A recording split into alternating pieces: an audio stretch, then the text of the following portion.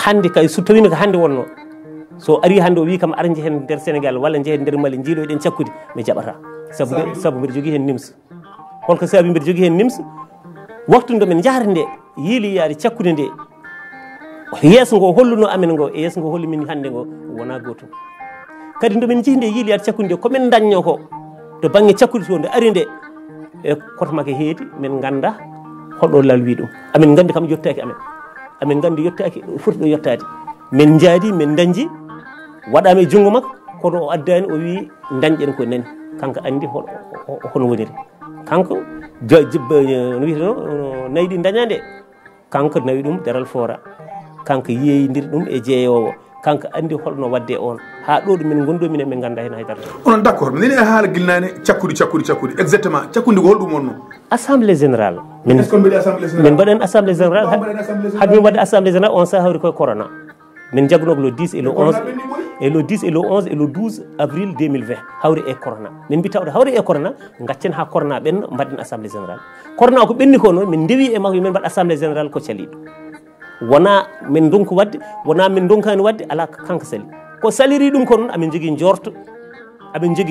ko palƴuɗo kaake ɗe kono min jananaka de il faut min ndewno jorto tan yakar tan min jogui ko bonnuɗo kaake ɗe guila eko yiilarano ko cakkude ha e goɗɗum balle goɗɗe gaariɗe hen ko jiidani tan e rokkede nde gayiɗi tan won balle goɗɗe ummino banggueji goɗɗi saabu cate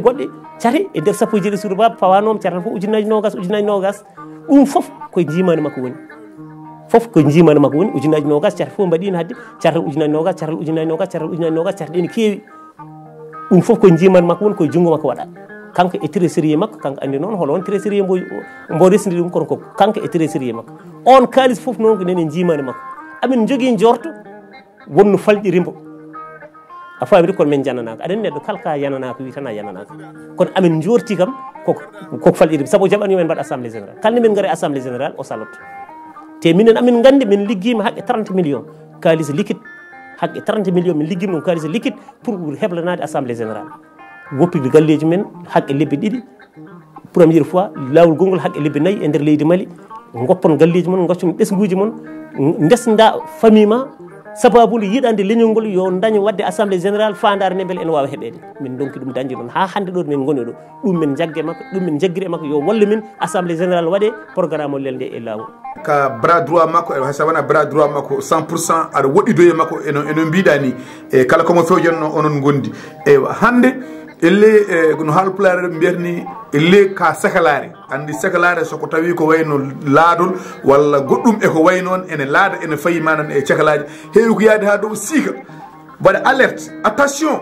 won laadol garwol men attention wonko songata men ene aray men an hande elle gontuɗa ko sakalare elle won alerte gonɗa e wadde saabu min jii an hoorema a sosi mana groupement banggue won yimɓe ɓe ganduɗa koye nder 17 suudu baba jeeya ngari naati e nder groupe o elle wonko o gonɗon e waddude elle gonɗon koye habde Amadou Kongil président o mais holno gasirta holko saabi o alerte ko woni ko yidde lawƴude hoore mum beele ne wiye yi kanko de kam vraiment ko moƴƴi ko dimmo waɗ ko ɗum tan exactement nili wallahi a jarama Oumar Dor Koumi alerte o neɗɗo fof andi min comme porte parole sappo e jeeɗi suudu baba international sabu min won premiére gadiɗo waɗede porte parole sappo e jeeɗi suudu baba international kadi no nometemi ɗum nde nomami koye nder grand théâtre aduna foof ene jooɗi kanko yaltini konngol ngol yimɓe foof keddi hen jaaɓi ɗum saabi kala ko ombo waɗa ene saɗi ko waɗata taw mi anda ummade nde naatimi e sappo e jeeɗi suudu baba ñalama naatimi o ha yetti ñalama mbo haaɓe amo o waɗimi embargo ko baɗɗima embargo voilà ha yetti on ñalama kala ko o taaɓi e sappo e jeeɗi suudu baba hayso tawi mi tawaka mboɗo andi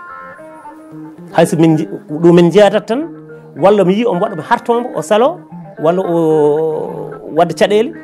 kono ala hen komi anda ɗum saabi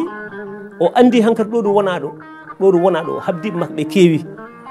so waɗanima embargo so ittanim ene wawi mi waɗa signal yimɓe hewɓe ko woni ko yahata ko ɗum woni manda sa faami ko ɗum waɗi ndo ittimi nde par ce que le 30 août 2022 ko ñande hen o ittim e carki sappo e jeeɗi suudu baba fof wonko saabi ɗum noon wonko addi hawo ittim ɗon addi ɗum ko guila départ yimɓeɓe ne gandi wonɓe ɗo sappo e jeeɗi suudu baba ene gandi guila départ mbeɗa waɗa signal mbeɗa wi bandiraɓe tedduɓe jurne ɗe ko joguiɗen ko en tant que noon ko porte parole makko jogui tan koɗo kaɗatmi en jogui ko kalarmi en jogui ɗo kaɗatmi caggal ɗum noon ɗo min mbaɗi SAS société ardina société biteɗo Abdoul Malick Diallo nde ummi ɗo nde omo yaaha Amérique kanko Amadou Koundoul aɗa andi omo jogui gueɗel gotel o yiiɗa mawnana neɗɗo mawnana goɗɗo e yeeso makko o yiiɗa ɗum surtout e golle sappo e jeeɗi suudu baba o yiiɗa goɗɗo rokke pouvoir e yeeso makko minne Allah waɗimi komi porte parole kono kadi komi animateur par ce que komi jirwunowo so tawi mi neɗɗo o waɗi ko moƴƴi komi mawnunowo ko waɗi ko pour yooɗo pour garɗa pour kadi yimɓeɓe ganda ko waɗi ko wona o ɗanaki tan wonno ñiŋoje ene gona less won ñiŋoje gono less kanko kadi waɗata noon o wi yimɓeɓe e wondi bureau Dakar liggay ka e batte min jooɗi mbaɗanam foof haydara gollaki yimɓeɓe heɗotoɓe ɓe gona aroɓe ɗon ɓe jakor ko noon wayi wawiɓe yaltinde e ɗum noon ko waɓen amen wonduɓe e bureau ɓe wonduɓe e makko kanko kalana yimɓeɓe holko woni ɗon ɗum saabi ono Abdoul Malick Diallo nde waɗande SAS kanko yi Amérique on woni ɗo on woni Dakar ene toppiro gueɗe kewɗe mbeɗa haala o mittini hen no kanko Amadou Koundoul kanko mawɗo o wi wotom haalat message el wotom waɗa hono mbaɗata ni dal o yiiɗa on mawnine e yeeso makko ɗum mettimo minne mbimi ko an yamruno par ce que an woni mawɗo aɗani yaaha oɗo wonti directeur a yamri so tawi a yeehi kalko waɗi yomen keede caggal makko kalko waɗi yomen keede caggal makko Allah waɗi min keedi caggal makko kalko waɗi min kaala o wi ala war kaale war haala o hartimi hen premiére lawol gongol kadi o hartimi mbattimi ɗum tarɓol o ittim ndo ittim noon min mettini mbimi a fotani ittidem sa itti kam noon a waɗata erreur par ce que ɗo joni gonɗa koye habde am te haare ko haare sa haaɓe am mi habtoto ɗum waɗi noon mbiyata ko mbeɗa waɗa signal ɗum waɗi ko mbaɗami ko signal mbimi bandiraɓe tedduɓe ko woni ko e sappo e jeeɗi suudu baba guila e fawru men ndu hay e golle ɗe guila e nayyi ɗe mbiten ɗi tini ɗe mbaɗa feere jurne ɗen wiyano ñamide mbimi ko jurne ɗen mbimi ko ƴewtinde ɗen mbaɗen assemblée général ƴewtinɗen golle ɗe par ce que no yarata ni fewani hono gollorto ni moƴƴani ƴewtinde ɗen ɗum mbawin wadde assemblée sono tawino min mbe tunwi hen walla wonko laaɓani hen mi wiyata yimɓe gaara ƴewtinde ɗen min wona trésorier wona secrétaire général wona président ala hen ko pewjatmi kono kalke mbaɗi hen mboɗo yi kalke mbaɗi hen mboɗo andi wona fedde ɗum koye saw waɗate groupe WhatsApp ko feddere nan kadi presque ko cahal tan presque elle onon mécontent en ɓe foof onon tikkuɓe fof on jeehi banggue moɗon on mbaɗi groupe moɗon e minen tikkuɓe pop o haɓɓe pop nen toon kala mbo meeɗi habde e sappo e jeeɗi suudu baba nene ngal ɗo carabite ngal forum assemblée général forum o yahat tan yo golle ɗe deftine e lawol ɗum tan woni yo rewne lawol tan hay sono yo waɗa assemblée général yimɓe ganda o ardo o wadde e commission taw wona kanko tan welte o yaha banque o itta kalis o waɗa ko no welda walla kanko tan welte o yaha o sooda guesa no welda walla kanko tan welte o yaha o soodo machine waynino oto no welda taw niili tinani an a tinani goɗɗo tinani par ce que o soodi ɗo otoji ɗiɗi mimo tawaka hay commission goto tawa kanko tan yeehi banque omo wawi omo jogui droit yaade banque par ce que omo jogui signature makko kanko secrétaire makko eɓe jeehi banque eɓe jaltin kalis eɓe coodi otoji ɗiɗi alda e yamrode sappo e jeeɗi suudu baba otoji ɗi pour sappo e jeeɗi suudu baba eɓe mbi ɗum eɓe coodiri haydara liggaki ɗiɗi gonɗo o sodirnoɗi pour rakkal pour sen nawi rakkal e nder ladde nde iɗi mbaɗa servir rakkal e nder laddeji ɗi kono iɗi mbaɗani ɗum iɗi mbaɗi hen seeɗa hawre rakkal o gasi kanko jogti toon on waɗira transport guila 17 suudu baba sosa ha ɗo ɗo yarete société kene waɗa projet ji kalisaji kewɗi gaari hen ewa hande ɗo yarete holko 17 suudu baba jogui walla ko waɗi ko memoto ko yiyato ɗum ɗo ko ngaalu 17 suudu baba ko holɗum eyyi Oumar Doro Koumi 17 suudu baba so tawi tan ene rewno lawol ma waɗa no ɓuuri ko waɗi ko kono wonko waɗi saabu ko adi pop min gadi wadde koko weeɓani wadde e nder rendoji men hannde soode galle sappo e jeeɗi suudu baba adi fof ko soodi galle mbo 65 millions 150 mille minen coodi ɗum e indi sappo e jeeɗi suudu baba soodama nan ɗon woni kayitaji ko ɗum ko kalis woni ɗon wona sappo e jeeɗi suudu baba soodino min kar domin jaharte yiliyade cakkude min coodno 1000 car e kalis sappo e jeeɗi suudu baba hen soodano ɗum wonno ko 6 millions ɗum ɗo aɗa andi kalis minicar